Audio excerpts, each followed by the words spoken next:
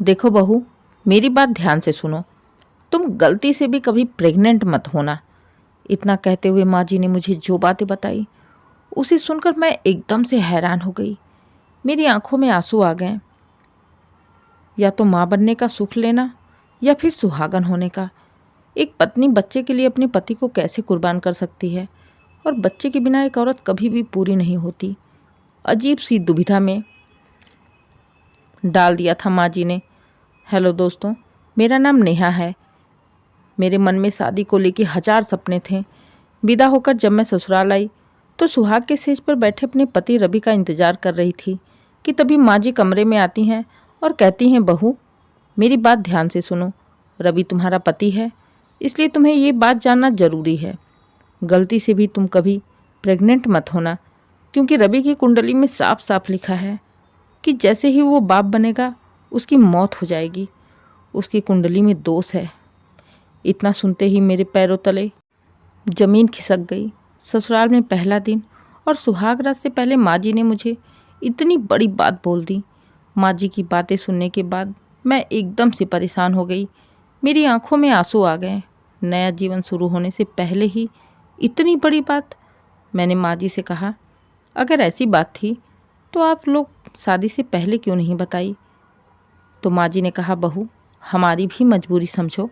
अगर ये बात हम शादी से पहले बता देते तो क्या तुम मेरे बेटे से शादी करने के लिए तैयार होती? माँ जी की बातें सुन मुझे गुस्सा तो बहुत आ रहा था। इन्होंने आखिर क्यों मुझे बलि का बकरा बनाया? लेकिन अब कर भी क्या सकती। सुहाग रात की सारी खुशियाँ काफूर हो गई थी।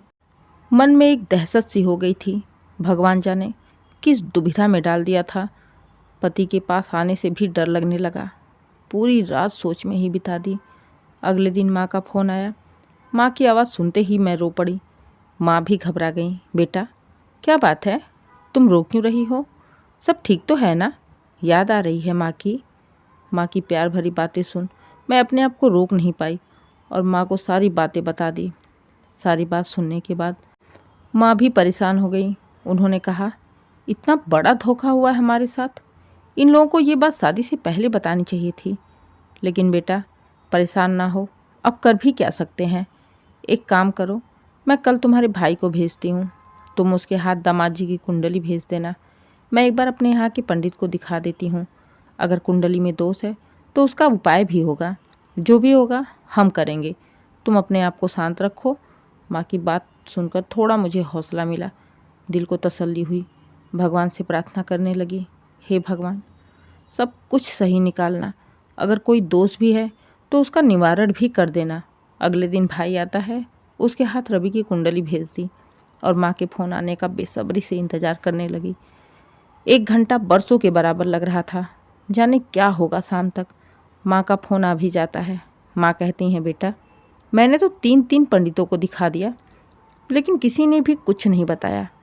तुम्हारी सास कौन से पंडित को दिखा कर आई हैं जो उसने इतनी बड़ी बात बताई है? मैंने तो तसल्ली के लिए 3 लोगों को दिखाया। तीनों में से कोई तो कुछ भी नहीं बताया, ना कोई ग्रह ना कोई नक्षत्र। फिर तुम्हारी सास इतनी बड़ी बात क्यों बोल रही हैं? हो सकता है उन्होंने जिस पंडित को दिखाया हो उससे ही कोई गलती हो गई हो। एक बार अपनी सास से इसके बारे में बात ज़रूर करना। माँ की बातें सुन मन हल्का हो गया। ऐसा लगा जैसे सीने पर रखा भारी पत्थर हट गया हो। माँ का फ़ोन रखने के बाद खुशी खुशी माँ जी के पास भागी, उन्हें ये खुशखबरी देने कि माँ जी आप एक बार फिर अपने पंडित को दिखाइए। हो सकता है उनसे कोई गलती हो गई हो। इनकी कुंडली में तो कोई भी दोष नहीं है। माँ जी के कमरे के बाहर पहुँचते ही खुशी में ऐसे भागी जा रही थी कि मुझे अपने साड़ी का और पल्लू का कोई भी होश नहीं रहा। कमरे के पास पहुँचते ही दरवाजे पर मैंने अपना पल्लू सही करने लगी कि तभी माँ जी की आवाज़ मेरे कानों में आई, अरे भाभी चिंता ना करो, बहू को मैंने सब कुछ समझा दिया है और बेटे को भी। सब कुछ हमारे प्लान से ही हो रहा है, कहीं कोई भी गड़बड़ नहीं हो सकती। अब तो बस मैं अपने बेटे की शादी कर लूँ, फिर इसके बाद सब कुछ सेट है। प्लान? माँ जी की बात से तो कुछ समझ में नहीं आया। मैं माँ जी के पास गई और बोली, माँ जी रवि की कुंडली माँ ने मंगवाई थी। अपने यहाँ पंडितों को दिखाने के लिए। माँ ने 3-3 पंडितों को दिखा भी दिया, लेकिन तीनों में से किसी ने भी रवि की कुंडली में कोई दोष नहीं बताया, कोई ग्रह नक्षत्र नहीं बताया। माँ ने कहा, हो सकता है आपने जिस पंडित को दिखाया हो उसको देखने में कोई गलती हो गई हो, इसलिए एक बार आप फिर से उनकी कुंडली को दिखा दीजिए। कुंडली में तो कोई भी दोष नहीं है। माँ जी, मैं माँ बन सकती हूँ माँ जी, एक बार आप दिखा लीजिए। खुशी से मैं माँ जी के सामने बोलते ही जा रही। तभी माँ जी ने कहा, बहू तुम्हारी हिम्मत कैसे हुई मुझसे बिना पूछे कुंडली अपने माँ के घर भेजने की? मैं डर गई, माँ जी के चेहरे को देखा। गुस्से में माँ जी की आंखें लाल लाल बड़ी बड़ी मुझे घूर रही थीं। उन्होंने कहा, किससे पूछकर तुमने कुंडली भेजी अपनी माँ के यहाँ? जब मैंने एक बार कह दिया तो तुम्हें मेरी बातों पर भरोसा नहीं? अब तुम अपनी माँ से हिसाब चलाओगी? पहली बार मैंने माँ जी का ऐसा रुद्र रूप देखा था। डर गई थी मैं, आंखों में आंसू आ गए थे। मैंने रोते हुए धीरे से कहा, माँ जी मैं तो बस तसल्ली के लिए पंडित जी को दिखाई थी। किसने कहा था तसल्ली करवाने के लिए? मैं क्या झूठ बोल रही? 2 दिन हुए नहीं तुम्हें इस घर में आए हुए और तुम अपनी मनमानी शुरू कर दी। यही सिखाया तुम्हारे माँ बाप ने, बड़ों का अनादर करो। एक बार में तुम्हें बात समझ में नहीं आती? मैं रोते हुए वहाँ से चली गई। इतनी डांट तो मुझे अपने माँ बाप से भी कभी नहीं मिला था। पहली बार किसी ने मुझे इतनी बुरी तरह से बेइज्जत किया था। अपने कमरे में बैठ लगातार रोए जा रही थी कि तभी रवि आते हैं। मुझे रोता हुआ देख पूछते हैं, क्या हुआ, क्यों रो रही हो? मैंने रवि को सारी बातें बताई। मेरी बात सुन रवि भी नाराज़ हो जाते हैं और कहते हैं, नेहा जब तुमको माँ ने बोला था, सब कुछ बताया था, फिर तुम्हें क्या पड़ी थी किसी और पंडित को दिखाने की? दुखी कर दिया ना तुमने उन्हें। लेकिन रवि, मैंने ऐसा किया क्या जो माँ जी दुखी हो जाएंगी? माँ जी को तो और खुश होना चाहिए कि कम से कम उनके बेटे का घर बस जाएगा, उनके बेटे का परिवार होगा। इसमें मैंने गलत क्या किया? नेहा, तुमने गलत नहीं किया, तुमने भी अपनी तसल्ली कर ली, लेकिन कम से कम तुम्हें एक बार माँ से तो पूछना चाहिए था। कितना दुख हुआ होगा उनको। आज तक मैं भी कभी बिना उनसे कुछ पूछे कोई भी काम नहीं किया। नेहा, तुम्हें पता नहीं, माँ मेरी सौतेली माँ होते हुए भी मुझे सगी से बढ़ के प्यार किया है, मुझे अपना माना है। बचपन से लेके आज तक मुझे कभी भी अपनी माँ की कमी महसूस नहीं होने दी। आज भी मैं कोशिश करता हूँ कि मेरी वजह से कभी भी उनका दिल ना दुखे, और तुमने आज उनको दुखी कर दिया। अब मैं क्या मुँह लेके जाऊँगा उनके सामने? क्या सौतेली माँ? बिल्कुल हैरान हो गई मैं। एक और झूठ? मतलब माँ जी आपकी सगी माँ नहीं है? आप लोगों ने ये बात हमें बताई क्यों नहीं? और कितने राज छुपे हैं इस घर में? कोई राजवाज नहीं है। क्या करती जान के? नेहा, माँ ने ही मना किया था। तुम्हें आज तक उनके व्यवहार से ऐसा लगा कि वो सौतेली हैं? कितना प्यार करती हैं वो मुझसे, देखा है ना तुमने अपनी आंखों से। रवि की बात अपनी जगह सही थी।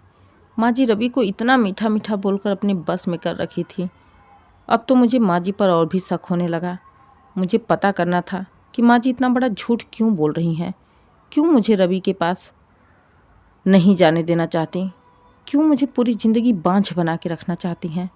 कोई ना कोई बात तो ज़रूर थी जो माँ जी हम सबसे छुपा रही थी, लेकिन क्या, वो कैसे पता करूं? रवि तो मेरी बातों पर कभी भी विश्वास नहीं करेंगे और ना ही कभी माँ जी पर शक करेंगे, जब तक कि वो खुद पूरी सच्चाई अपने कानों से नहीं सुनेंगे। मैंने भी ठान लिया था, चाहे आर या पार, आज करके ही रहूँगी। मैं अपनी पूरी ज़िंदगी ऐसे नहीं काट सकती। अपने आंसू पोंछते हुए खड़ी हुई और रवि से बोली, रवि आपको मेरी बातों पर विश्वास नहीं हो रहा ना? अब बस एक बार मैं जैसा कहती हूँ वैसा करिए। अगर मैं आज आपकी माँ की सच्चाई आपके सामने नहीं ला पाई तो आप जो कहोगे मैं करूँगी। पूरी ज़िंदगी माँ जी की सेवा करके निकाल दूँगी, लेकिन एक बार तो आपको मेरा साथ देना ही होगा। नेहा, तुम पागल हो गई हो? क्यों घर में फालतू में कलेश करना चाहती हो? अगर कलेश है तो कलेश ही सही, कम से कम आपके साथ साथ मेरी भी शंका दूर हो जाएगी। क्या आप एक बार मेरी बात नहीं मान सकते? रवि ने ना चाहते हुए भी हाँ कर दिया। मैं रवि को लेकर माँ जी के कमरे की ओर गई और रवि को कमरे के बाहर दरवाजे के पास खड़ी कर माँ जी के पास गई और कहा, माँ जी। मुझे देखते ही माँ जी चिढ़ गई और गुस्से में बोली, तुम फिर आ गई? मैंने मना किया था ना, तुझे बार बार मुंह उठाकर चली आती है। इस बार भी अपनी माँ से कुछ बातें करके आई हो? नहीं माँ जी, मैं आपको बताने आई हूँ। या तो आप पंडित जी को दिखा दीजिए या तो मुझे उस पंडित का पता दे दीजिए जिसने आपको रवि के ग्रह नक्षत्र के बारे में बताया था, ताकि एक बार मैं भी तसल्ली कर लूँ। पूरी ज़िंदगी एक बाँझ की तरह नहीं बिताना चाहती। मुझे भी मेरा परिवार चाहिए, मेरा बच्चा चाहिए। बिना बच्चे के कोई भी औरत कभी भी पूरी नहीं हो सकती। और जब सब कुछ सही है तो फिर हम क्यों नहीं बच्चा करें? जानबूझकर मैंने माँ जी को कुरेदा। इतना सुनते ही माँ जी मेरे ऊपर चिल्ला पड़ी और बोली, बच्चे पैदा करना है तुझे? बच्चे पैदा करने हैं? बच्चे पैदा करके मेरे कलेजे भी मूंग तलेगी? इस घर का हिस्सा करवाएगी? बंटवारा करना है तुझे? ये क्या क्या बोले जा रही? मेरे तो बिल्कुल भी समझ के बाहर था। मैंने बोला, माँ जी कैसी बातें कर रही हैं आप? तुझे अभी भी मेरी बात समझ में नहीं आई? सुन, तू ज़्यादा अपने आप को सयानी समझ रही है ना, तो सारी बात सुन। मैं नहीं चाहती कि रवि को कोई भी औलाद हो, उसका कोई भी वारिस हो जो इस घर में बंटवारा ले, इस घर के हिस्से करवाए, क्योंकि ये घर, ये पूरी प्रॉपर्टी, ये सब कुछ मेरे बेटे का है। इसमें रवि को और तुम्हें एक टुकड़ा भी नहीं देने वाली। पूरी ज़िंदगी उसे माँ बनकर पाल दिया, इतना कम है जो मैं उसको इस घर में हिस्सा भी दूंगी? अरे मैं तो उसकी शादी भी नहीं करना चाहती थी, लेकिन गांव, पड़ोस, नाते, रिश्तेदारों ने इतना तंग कर दिया कि ना चाहते हुए भी मुझे उसकी शादी करनी पड़ी। लेकिन बच्चा मैं किसी भी कीमत पे नहीं होने दूंगी। और तुझे इतना ही बच्चे का शौक़ है ना, तो तू रवि को लेके इस घर से हमेशा हमेशा के लिए छोड़ कर चली जा और जाकर बच्चे पैदा कर या मर जा। मुझे कोई भी फर्क नहीं पड़ने वाला। इतने सालों में तेरे पति को तो बर्दाश्त कर रही, अब तुझे बर्दाश्त नहीं कर सकती। माँ जी गुस्से में आपे से बाहर हो गई थीं। उन्हें पता ही नहीं था कि वो क्या क्या बोले जा रही हैं। वो अपनी सारी दबी हुई भड़ास मेरे ऊपर निकाल रही थीं और उनकी बातें सुन मेरे पैरों तले ज़मीन खिसक गए। कैसी नीच घटिया सोच है इनकी।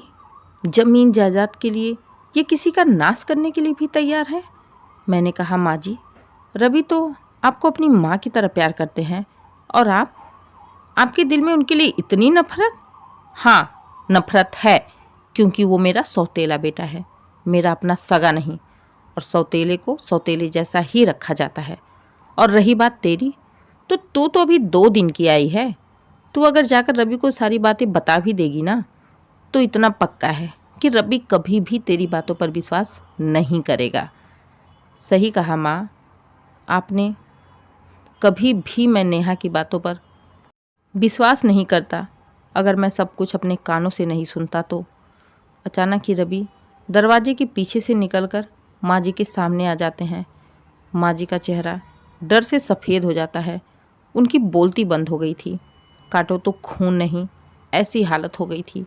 माँ जी लगातार हैरानी से रवि को देखे जा रही थीं। रवि ने कहा, माँ अपनी कुछ ज़मीन के टुकड़ों के लिए मेरी भावनाओं के साथ खिलवाड़ कर दिया। मैं तो आपको अपनी सगी माँ से बढ़ के मानता था और आपने मुझे सौतेला समझ के पालती रही। मैं आपकी पूजा करता था, बिना पूछे एक काम नहीं करता था और आपके दिल में मेरे लिए इतनी नफरत थी। माँ अगर यही बात आपने पहले ही बता दी होती तो मैं पूरी ज़िंदगी शादी नहीं करता, खुशी खुशी अपने आप को इस घर पर ही न्यौछावर कर देता। इतना गेम प्लान करने की क्या ज़रूरत थी माँ? माँ जी बिल्कुल निशब्द खड़ी थीं। रवि ने कहा, माँ आपने नेहा से कहा ना कि हम घर छोड़कर चले जाएं। आज तक मैंने आपकी एक बात नहीं टाली, इसलिए ये बात भी नहीं टालूंगा। हम दोनों ये घर छोड़कर आज ही चले जाएंगे। मैंने तुरंत रवि को रोका, नहीं रवि, हम ये घर छोड़कर नहीं जाने वाले। ये घर आपका भी है। जितना हक इस घर पर माँ जी का है उतना ही आपका भी है। यहाँ आपका जन्म हुआ है, इस घर में आपकी यादें हैं। हम यहाँ से कहीं नहीं जाने वाले।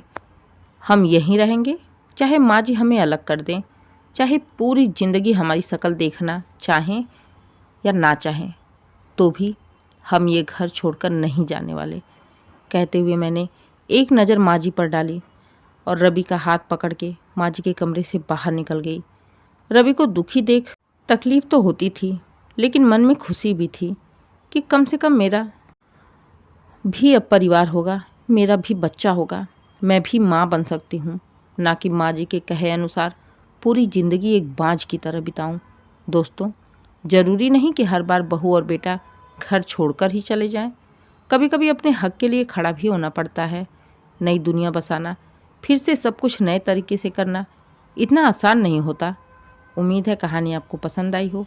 अगर कहानी पसंद आए, कहानी को लाइक करें, शेयर करें, चैनल को सब्सक्राइब करें और कमेंट करके ज़रूर बताइए कहानी कैसी लगी। Please subscribe.